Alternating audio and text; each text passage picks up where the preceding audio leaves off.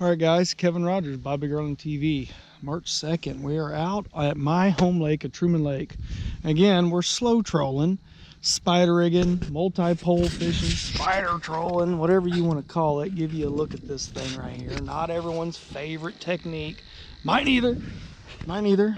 I actually like to hold the rod in my hand, right? I like to hold the rod in my hand when I'm fishing. Feel that thump. But these fish are not in this timber. My home lake is full of timber here. Look at all these beautiful right here. Look at all of them. Beautiful bow dart trees, hedge trees. And those fish will lock on those things right before they spawn and after they spawn, actually all summer long. But right now, it's March 2nd. It's almost wintertime. It's cold this morning. It started out 32 degrees. And these fish are just moving their way back to these shallows right now. And they're just suspended out here, and there's no better way. How else are you going to catch them? You could cast to them, you could hold a couple rods in your hand, but this spider rigging pretty deadly, So we'll go through up here, see if we can't catch a couple for you. So stay tuned. One key to our fishing, I use high vis line on all these poles out here. I use a high vis line when we're trolling, so I could watch that line out there. A lot of times the crappie will hit it and move sideways with it, and you'll just see the line. The rod won't even bounce. So what we're doing is we're just looking. I try to set these rods all at the same depth, same height. So if I look up and something's different with these rods, I can set the hook and bring the fish in. So spider rigging's all about watching your line and your rods.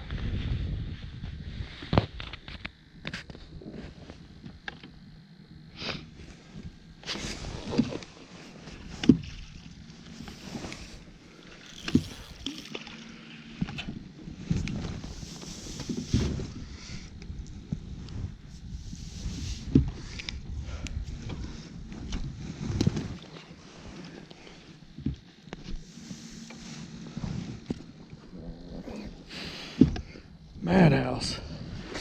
A madhouse. One in my hand. Two. Oh, get out of there.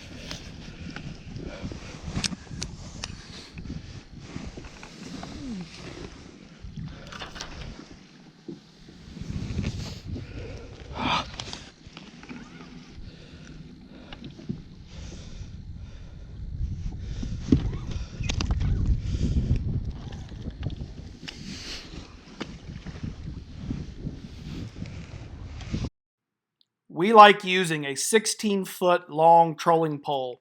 This allows us to keep the bait away from the trolling motor and any prop wash. The farther you can get away from your trolling motor, the more fish you will catch. That's why these guys use these long trolling poles.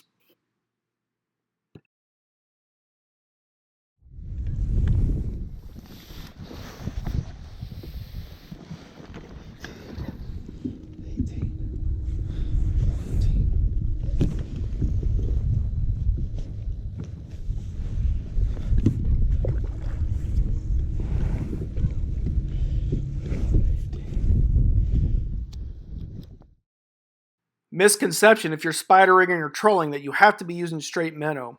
We start our day when there's two of us in the boat with 8 different rods, and on those rods we'll have 8 different baits set up until we find the bait that is working that day. Our favorite is a 3/16-ounce Crappie Pro head and a 3-inch slab slayer. 2 at a time. 2 at a time. Man, that's awesome.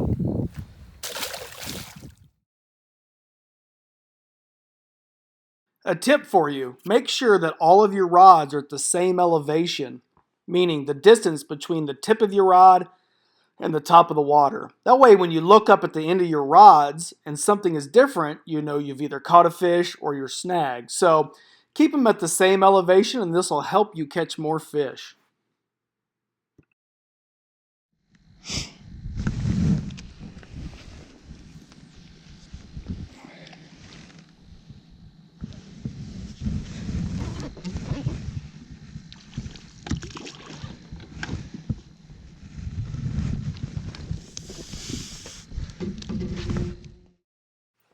Anyone that looks at trolling and says it's easy has apparently never done it. If you try to slow troll through a lake full of timber, it is a non-stop job, I guarantee you.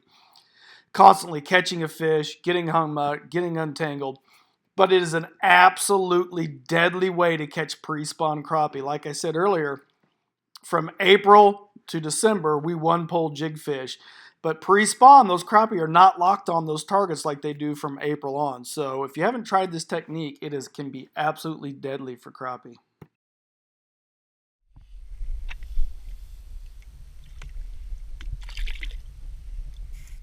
There you go, guys. Quick video on slow trolling or spider rigging. We could have went in depth with a lot more stuff.